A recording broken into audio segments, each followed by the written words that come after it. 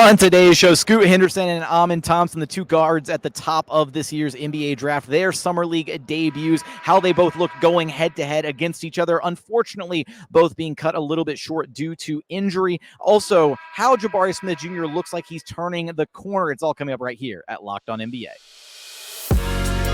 You are Locked On NBA, your daily NBA podcast. Part of the Locked On Podcast Network, your team every day. What's up, and welcome to another edition of Locked On NBA, the biggest stories with the local experts. I'm your host, Jackson Gatlin, also host of Locked On Rockets right here on the Locked On Podcast Network, your team every day. Now, today's episode is brought to you by Ibotta. If you're finally taking that summer vacation that you've been planning but dreading on buying all of the necessities before you take off, it's time to stop spending your hard-earned money without getting anything in return. Enter Ibotta. Ibotta gives you cash back on hundreds of grocery items, from produce to personal care to pantry goods, so you can make sure that you are beating inflation no matter what you are purchasing. The average Ibotta user earns $120 per year. That could cover the cost of an entire shopping trip. You can earn cash back on hundreds of online brands and retailers as well when you start with Ibotta, including Lowe's, Macy's, Sephora, Best Buy, and so many more.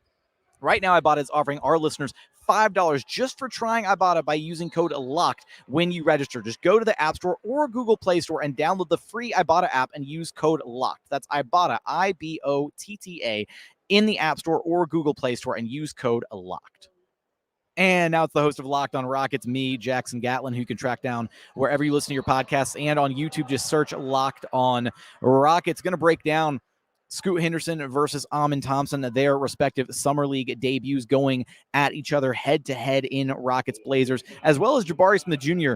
seemingly turning the corner, currently leading all scorers in Vegas Summer League, with a couple of really impressive back-to-back performances through these first couple games. Let's start with the matchup between Scoot Henderson and Amon Thompson, the two guards at the top of this past year's NBA draft. These two guys, seeing them play and go at each other in person, head-to-head, was nothing short of incredibly exciting. They were going at each other early in this game, Rockets-Blazers. Scoot Henderson would come down the court, bring the ball up, and dice up his opponent, and kind of get to some really tough mid-range shots, some high degree of difficulty on some of the moves that he was making. He was facilitating at a high level. And then Amon Thompson on the other end, he would come back and he would answer. Like, Scoot Henderson would come down and hit a shot, then Amon Thompson would come down on the other end, drive the ball in and absorb contact and finish at the rim. Those two guys were absolutely going back and forth early in this game. And what stood out from both of them, honestly, is that they both looked so comfortable and confident running their respective offensive units. I mean, Scoot Henderson, I won't say they look like veterans out there, but they just had like this air of confidence in the decisions that they were making on the floor, the different things that they were trying to accomplish. Scoot Henderson sharing the backcourt with Shaedon Sharpe, and then Amon Thompson running the show for the Houston Rockets. Both looked really, really solid. There was a point, though, where those guys were, matched up,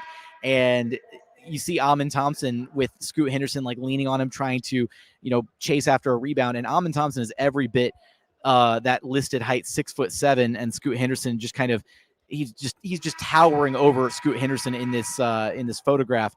And even on the court, you see it in action, right, where Amon Thompson is deciding to make a play, and he can see over the top of the defense. He's got this insane level of vision that is unique for a guy that size to be able to execute some of the things that he was doing on the court. He had a number of these like insane one-handed like whip passes or like hook shot kind of passes that were actually delivered on the money to his teammates.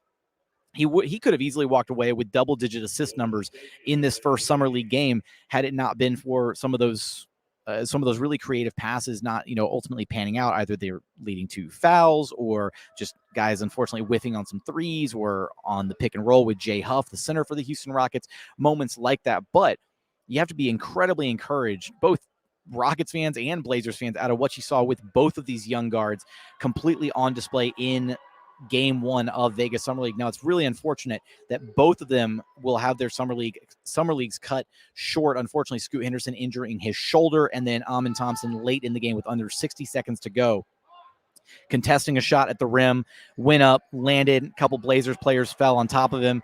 Looked like a really badly sprained ankle. So unfortunately, both players look to be sitting out the rest of Vegas Summer League, which is unfortunate given how exciting their back and forth matchup was in that very first game. Now, the reason the Rockets actually walked away with the win in this first Summer League game was none other than Jabari Smith Jr., who finished the night with 33 points, but it didn't look like he was actually going to be able to do that based on how the night actually started. He was really rough around the edges in the first half.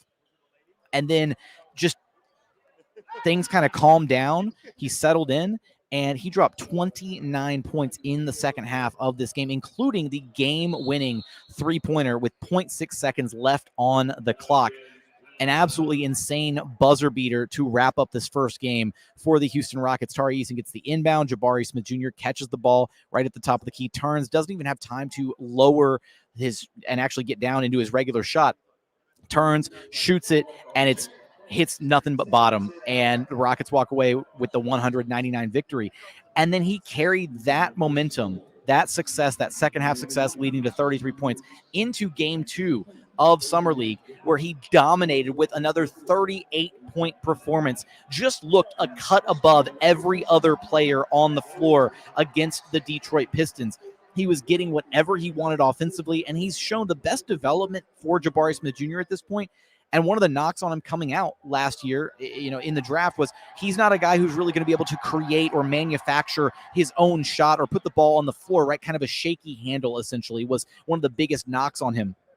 But so far through 2 Summer League games, and you take it with a grain of salt because it is Summer League, he has been able to put the ball on the floor and make things happen, whether it's putting the ball on the floor and getting to his spots on the floor and then elevating, or driving hard, putting his head down, absorbing contact and finishing at the rim, or just drawing fouls and getting to the free throw line. Currently, he leads all Summer League scorers, averaging 35.5 points per contest through those first 2 Summer League games. He said after the second Summer League game, the win against the Detroit Pistons, that he's absolutely going for Summer League MVP, Summer League championship, and he wants to continue building on the success so far through the first 2 games.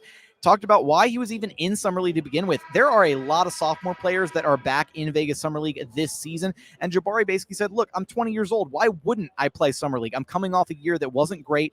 I had a lot of struggles in my rookie year.